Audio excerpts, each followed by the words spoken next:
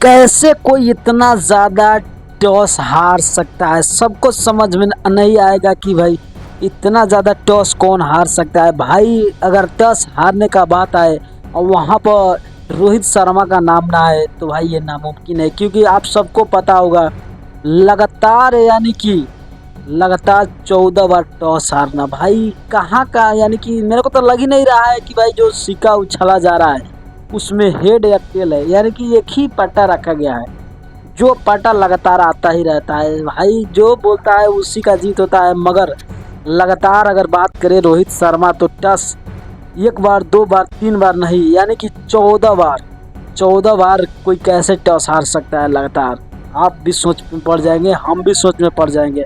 मगर आपको क्या लगता है कि भाई ये टॉस हार गए तो कोई बात नहीं, क्या मैच जीत पाएंगे या नहीं? आप एक छोटा सा कमेंट कर देना। अगर इंडिया का फैन होंगे तो लाइक शेयर सब्सक्राइब जरूर कर देना। और रोहित शर्मा के लिए आप क्या लिखना चाहेंगे एक छोटा सा कमेंट लिख देना।